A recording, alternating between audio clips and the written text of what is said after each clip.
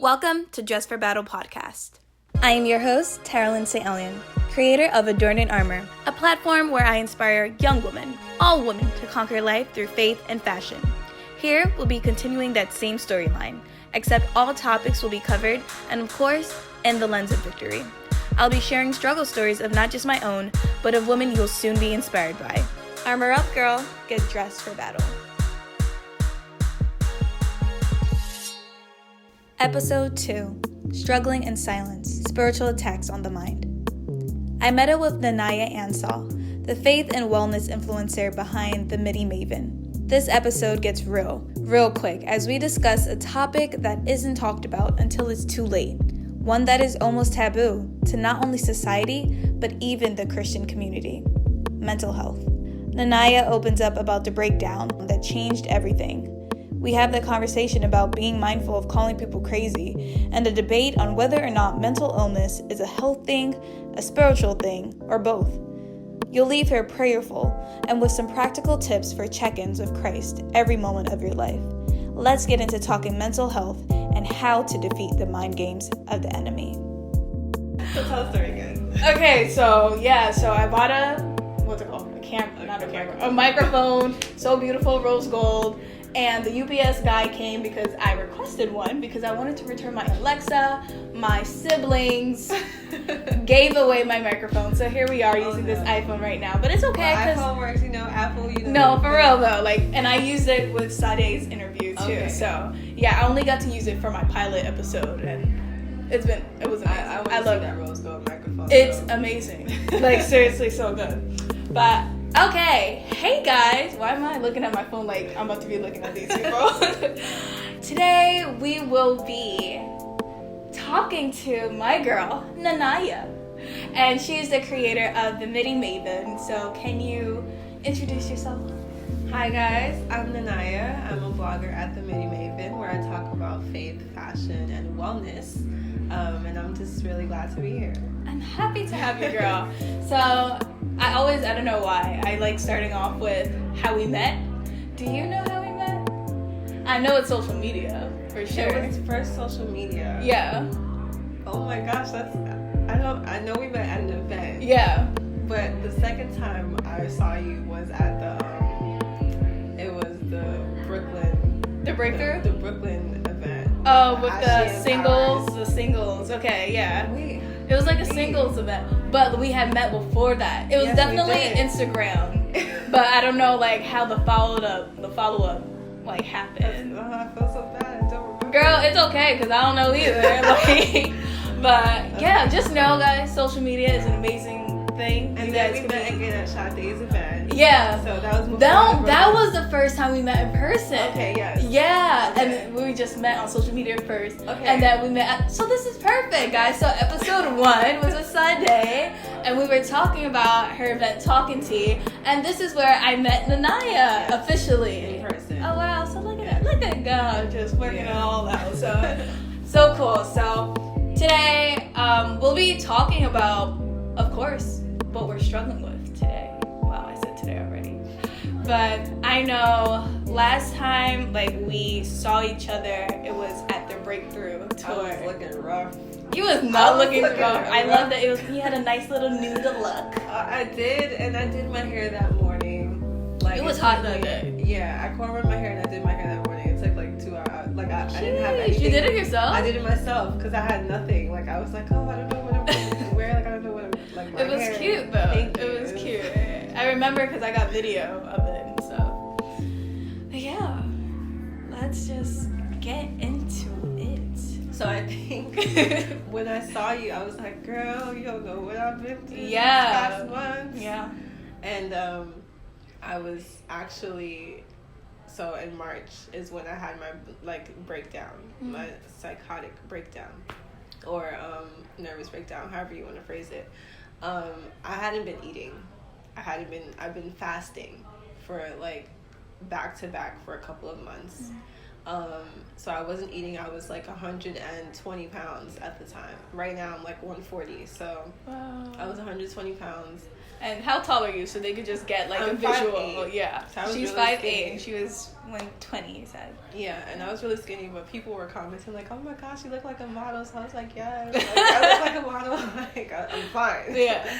But I wasn't, and so I wasn't eating, and I guess I was having like really weird thoughts. Just I was paranoid about everything.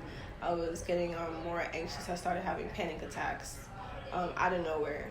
I remember I was telling my mom, I was just like, I don't know why all of a sudden like I'm getting like heavy breathing, like I can't like breathe, like I'm getting nervous for no reason, and there was just a lot of fear in my life at that moment. And on March 7th, like I lost it. Someone sent me a picture and I saw it and I like misinterpreted the picture of myself. It was like a picture of myself. It was a really nice picture, but I saw it and I just like went off, and like I broke the TV because I thought people were listening and watching me, and like I broke like so many things in the house. Like I threw away all my clothes. I threw away all my clothes. I have like, I'm rebuilding my closet because I have nothing to wear. I threw away like my wig, like I threw everything out. And I was arrested because I set my clothes on fire in the trash can outside. Was it like outside? Okay. And I was arrested. So I actually, your faith and your faith focused blogger who loves Jesus was arrested. Wow. And I was in the holding cell for like a couple hours. I actually don't know how long I was in there because there was no clock. So when I was in there, I hadn't eaten. I was like on the verge of I was already going through it. And then I lost it in the jail cell and I like went crazy. And they sent me to the psych ward for a week. So Yeah. I was in there for a week. They injected me with like meds to calm me down. I woke up, didn't know where I was. I was just like so disoriented. I was, not myself, clearly. Like it was a very traumatic experience. And recovering from that experience on top of like having continual thoughts of people, the government trying to listen to me and following me and all those things. It took 4 months. Like it took up until, it was from March until like June I was dealing with this.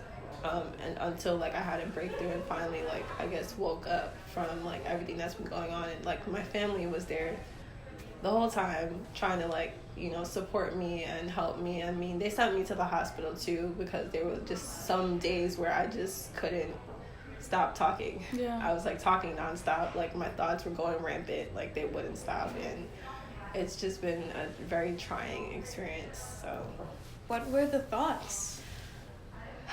I had thoughts that the police was after me. I had thoughts that the government was listening to me. I had thoughts that friends knew my thoughts. Like I had thoughts that someone was gonna like come through my apartment and like hurt me. Like it was like a lot of fearful, some were like very like evil thoughts, some were very scary thoughts, but it's kind of hard to say if they were my thoughts. You know how like there's our belief is like some thoughts are our own, but then a lot of times it's from the enemy. Yeah. Like those, on a normal basis, I wouldn't think any of those things.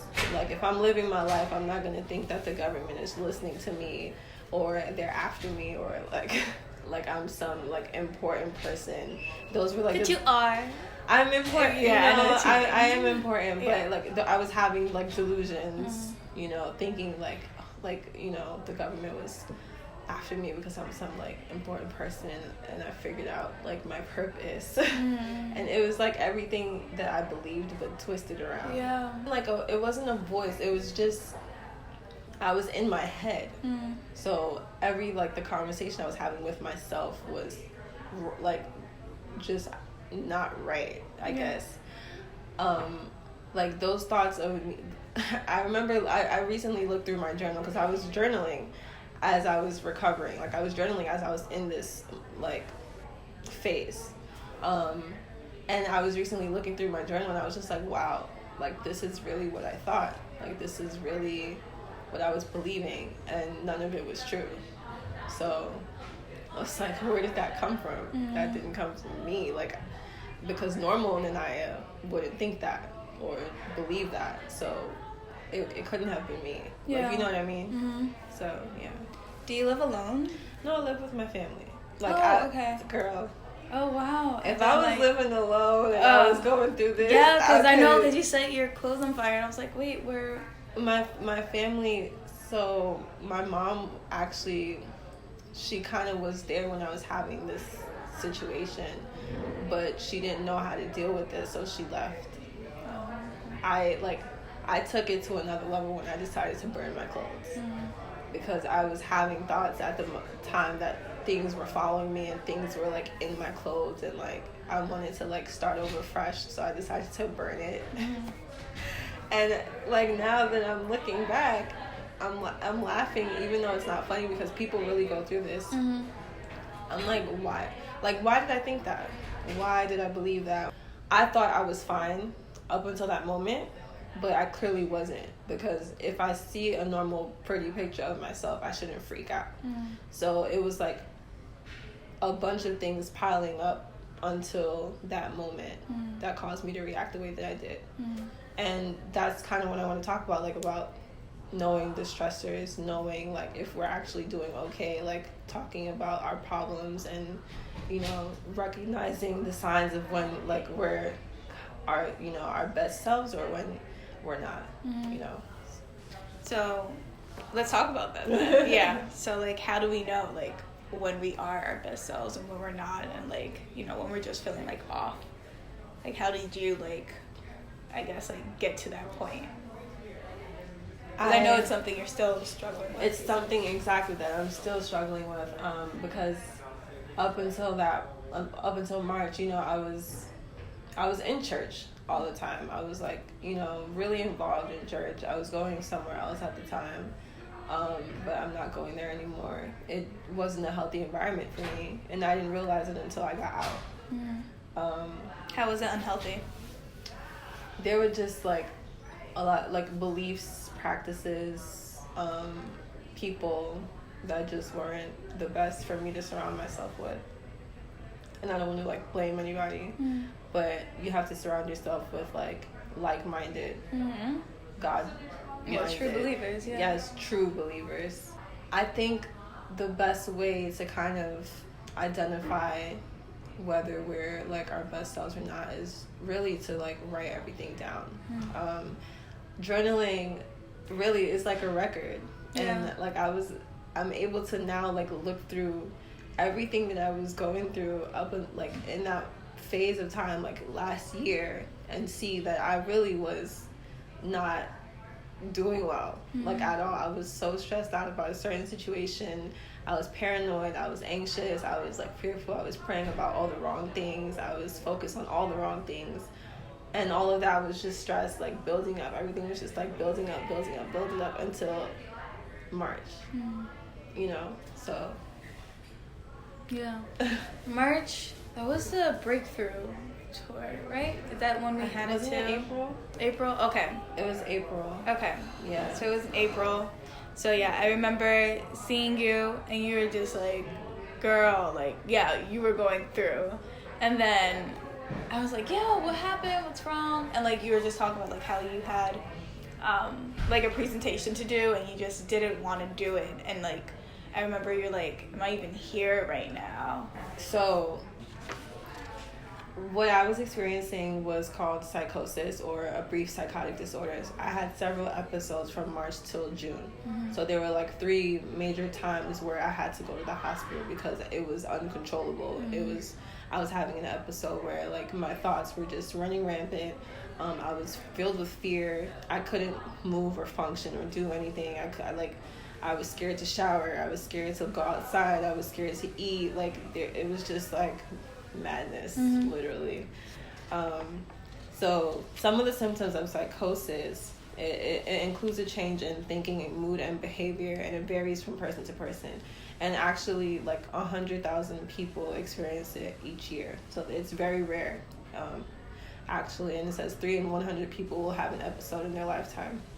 So confused thinking, false beliefs, hallucinations, changed feelings, changed behaviors, those are some of the symptoms. I had false beliefs, like that somebody was going to come and get me, or like I couldn't go outside because I thought the world was going to end, like weird things like right like that. And confused thinking, false beliefs, hallucinations.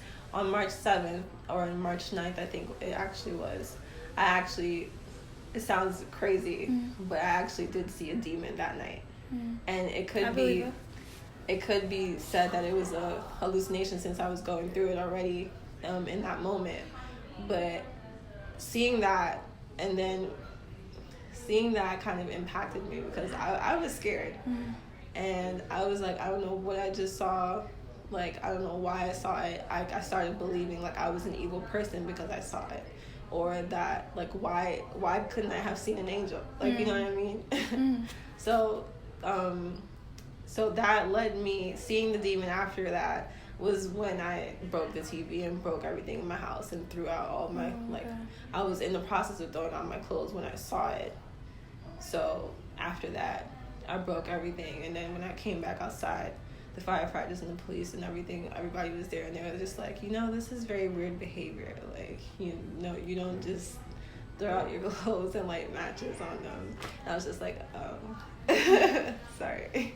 So it was in your home that you saw it. Like, since then, like, how are you able to go back to those areas? So it wasn't in my home. It was outside. Okay. Oh, wow. It was outside my home. So it was like right on my block. I saw it running towards me, and then it disappeared.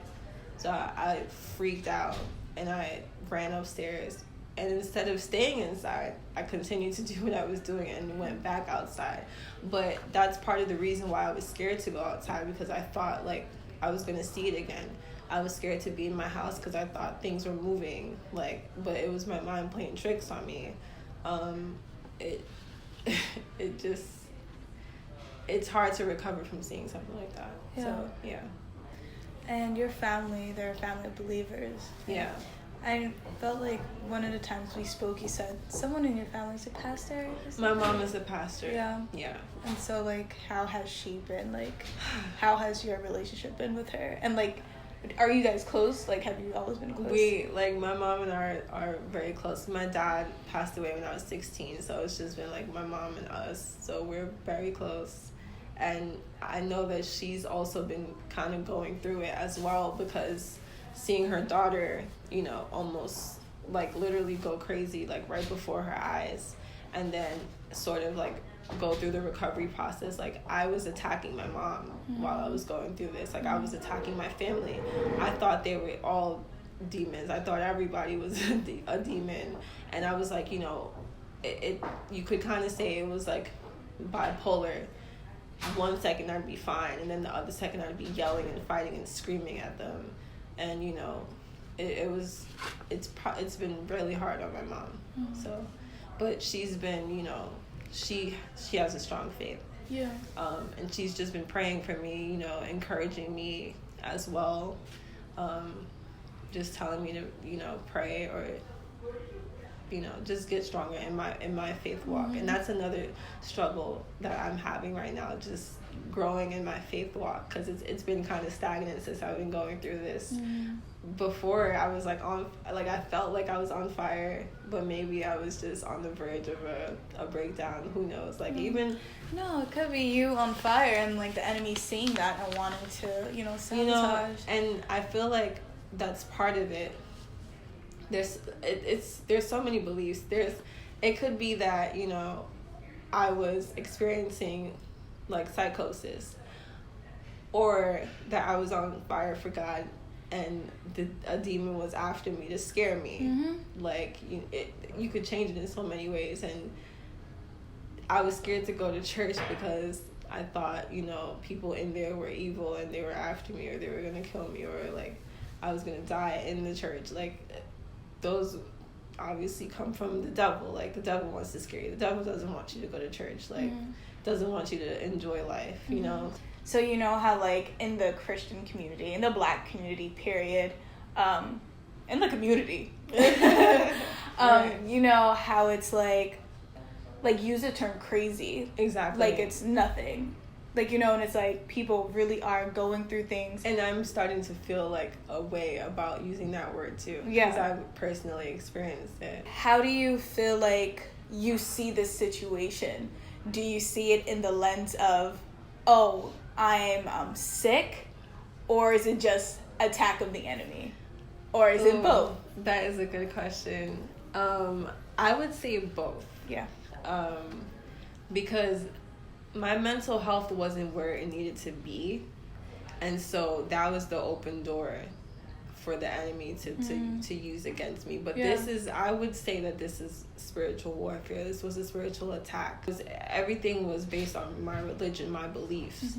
And my beliefs were the things that were being warped and changed and everything. When I was looking up the stats, a lot of times they're like religious. Oh wow. Yeah, you've seen it like on like it seems like a crazy person is the one that's always preaching, or it's always a ghost, or it's always a demon that's after somebody, like, you know what I mean. So I think it definitely is a spiritual attack, and I don't know whether it's my eyes were opened or I've never seen it again. Yeah. I've never seen it again. I don't want to see it again. Oh, girl, I feel you. But am I sick right now? No, I don't believe I'm sick. I am on meds, but I won't be taking them anymore because the thoughts are what needs to be controlled. And it's either like I have to do that myself or with the help of God, like to control the thoughts. Every time I was hospitalized, I took medicine. But it didn't stop me from getting hospitalized again. Medicine can't really control your thoughts. I don't think medicine can do that. Okay. So yeah, definitely, like, God can use this medication, like, to heal. Like, he gives, like, the doctor the knowledge to do all this, but at the end of the day, he's a true healer. Exactly. And so, how have you spent time with God since then? I've been going to church, just spending time with the community of believers. I haven't really been reading my Bible as much as I need to. I try to talk to God every day, or, you know, do something Christian related. But it's been hard. I just kind of feel lax. I feel kind of like, I don't know. Like, isn't that something though? Like, it's funny because I would like when I was sick or when I wasn't myself, I was reading my Bible. I was singing gospel music. Yeah. Like, I was yelling, like, when I was in the jail cell, like, or the holding cell. I was, like, screaming, yelling gospel music while I was, like, not myself. And now, like, I'm not really feeling that. I don't know if it's the passion that's kind of, like, wavering right now. But I love God. Yeah. I love Jesus. And I believe in him. It's just I guess the passion is just kind of, like, wavering right now. Yeah. It's beyond, like, the fact that sometimes, like, we could be in it, like, in the fight, in the struggle. We could come out of it, right? We could be okay. It's our natural selves feel that complacency of, like, not going into the word. You know, like, that's what's gonna get you through, like, you know? But the enemy is so good at making us think as, like, you know, oh, you good, so you don't gotta... No. I think that's where I'm at because I've seen so much and I went through so much. Like, during the time that I was like getting better, recovering, like, everyone was pointing me to the word. So I was reading the word and I was praying and I was, you know, going to church or trying to go to church just to get better. But now that I kind of feel better, I'm just like, oh, okay, thank you, God. It's like, thank you, God, for waking me up. Thanks. I think maybe I'm just, like, kind of drained. I think that's where I'm at. Like, I'm a little bit drained from everything. Am I complacent? Am I just good with the way things are right now? I don't know. I don't think I am. I want more. Yeah. I do want more. I do want to be able to sit down with God and pray, or sit down with God and read the word. Like I do want it. So it's just a matter of me pushing. No, like it's because it is serious. Like, yeah, it is. If I'm not well and I'm able to do that, why can't I do it when I'm actually better? I feel like that's something like we all struggle with. Yeah. So how do you typically read the Bible? Like, is it just like you just opening it up or like Bible app, whatever? Bible app most of the time because it's on my phone, and I set the notification so that I see it. I have reminders. Actually, a good tip. I do have reminders on my phone. That's what I was with scriptures. Yeah. Just at least glancing at it. I don't tend to meditate on it, but I do glance at it, and I'm just like, yes, good verse. Like, let me say this. Yeah, but I think that's helpful. Like if you're kind of like beginning your walk with God or trying to get to the next level, I think setting things in place, like the way we write on our calendars, appointments. Maybe we need to like make an appointment with God. Girl, like, put it on our calendar, spend time with He's like, I've been waiting for you. Spend 30 minutes. Like, he's been waiting. Like, you know, if you gotta set an appointment with God, if that's the way you gotta do it, schedule time in. I think we have to be more intentional. I think that's what the problem is. Yeah, like this past month, realizing just because I've been experiencing a lot of spiritual warfare as well, and just like the closest people to me, and so I literally have set alarms. On my phone, like 12 a.m. pray for this person. See, like 1 a.m. pray for this. That's a good one. It's just I feel like we all need to like just literally just try anything, because it's so easy to be like, God's gonna take care of it.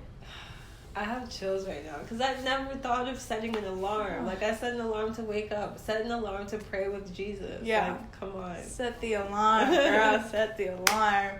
And then I also want to share like this app called In Touch Ministries. Okay. And so like it's an old man speaking. But I grew up listening to him in the home, and he is so grounded by the truth of Jesus, and like I'm telling you, like that will get you through as well. Like, so I'll send it to you. Okay. Yeah, In Touch Ministries with Charles Stanley. Okay.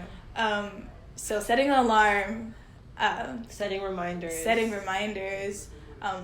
That app, like literally just doing whatever you can to just like be fed, you know, because that's what the enemy wants you to do. Like, because here's the thing, like, prayer, that communication, that connection, God wants that, but it's literally like, I gave you this guidebook, right, and I need you to read it so you could repeat my promises to yourself, and you could speak it back to me, that you could claim it over yourself, over whatever you're going through, over your life. And so like the fact that like, you know, it's difficult to do that is just the enemy in his little, now he's being a little slick, like, you know, thinking, okay, let me just give you a little, like, you know, just like a little poke here, just make you feel like, oh no, like I'm getting something, but it's like, we need so much more, you know? I was listening to like a lot of preachers and pastors like over the past year, but I realized like they weren't really feeding the truth, or like feeding you in depth. Like it was a lot of like, I guess they want to share the message that they want to share. It wasn't really like spirit-led or like something that I really need to hear. So now I think that's also part of it. Like I was listening to so many people that now I'm kind of just like, I don't really want to listen to anybody. Yeah. So I think I'm still like in that recovering phase.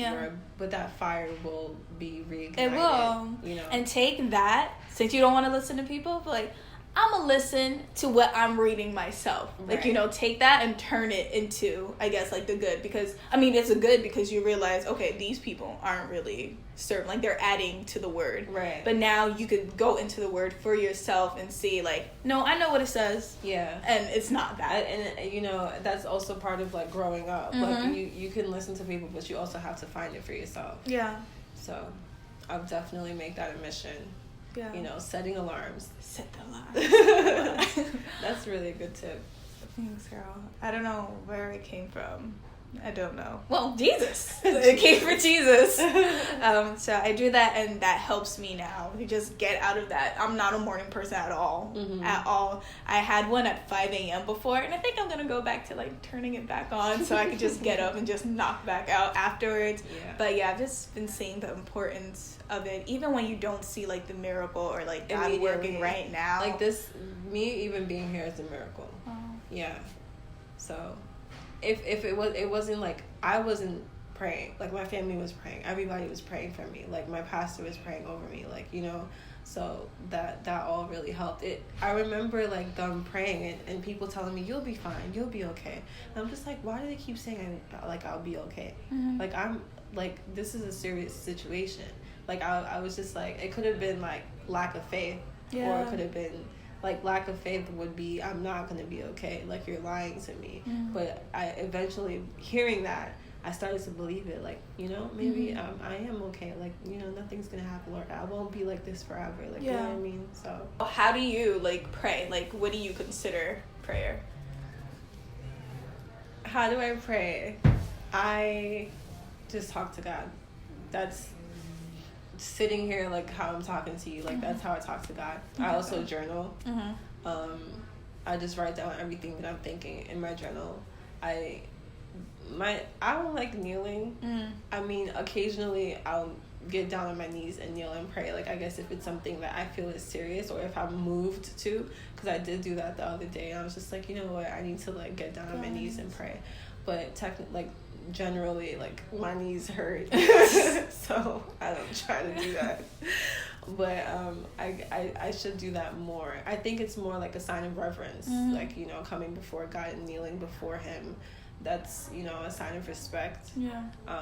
But talking to God is more like, you know, I guess God is your friend, maybe, but God is our friend. Like He says, like, I'm a friend of God. You're a friend. He calls us His friends.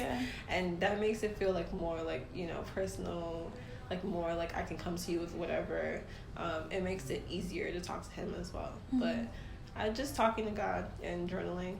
Like, I love journaling. Like, dear Jesus, dear God. And there's like a YouTube video of like things Christian girls would be like and something, and then it's like, hey daddy God, like, and it was like this, oh my gosh, yeah, you have to see it. I have to send that to you too. It's been so long, I saw it so long ago. But the reason I came to that, because like I just thought of like my mom, who's like always saying like, you can talk to Jesus everywhere. It doesn't matter what people think of you. You can say it on the train. You can do it on the toilet. You can do it in the shower. And so, like, that's where I was going with that. And then, now let's bring it back out into, like, the community. There's been a lot of talk about checking in. Kate Spade and, like, you know, man. Like, so, like, people who are just, like, taking their own lives and things like that. And it like, was Kate Spade, and then it was Anthony Bourdain. So people are always talking about, like, you know, check again. Like, what's your take on that, and how can people best do this? What's my take on checking in? I think it's very important. I think people need to make it, like, more of a mission to just reach out. Like, I feel like people feel like they can't reach out to people, but there are so many people there for you. And I think we lose sight. I think part of it is we're just like caught up in what we're doing, that we forget that there are people there to help you. I was reaching out to everybody, like, and anybody that I could. Like, there were some people that I was just like, no, I don't want them to know. But generally, like, I was just like reaching out to my cousins, reaching out to my friends, reaching out to my mom, my pastor, like whoever. I was just like, I need help. Going to church, reaching out to the elders there, I was just like, I need help. And I think, I mean, I don't know where their frame of mind is, like, when it comes to suicide, because most people, like, are at that point, they're depressed, so they're not really at the point of reaching out to people. But I think it has to be something that we talk more about. I reached out to, like, my childhood friend randomly. I just send a text. Just send a text or call, leave a message, like, go on Instagram, share it on stories, like, whatever you need to do, just do it, just so you can have, like, your peace of mind, and so you can see that there are people out there. Like, I reached out to her, and she was on her lunch break, and she was just like, I have time. And she could have been like, I'm busy, but she made time. But in that state, I wasn't in my right state of mind at that point when I was reaching out to her. But I still knew, hey, I could reach out to this person. I think everyone needs to just have like that community where they're just like, this is a go-to person, or I could just reach out to this person at any time, like open doors. They can just reach out at any time and know that that person is there for them. I think maybe people need to make like put that in their phone book or something. Like, these are the reach people. Out, literally. Reach out in your planner. list. Reach out list. I think that's a reach out list. Seriously though, like, these are the people that I can go to with my problems at any time, and they'll be there. Have you ever read Fervent?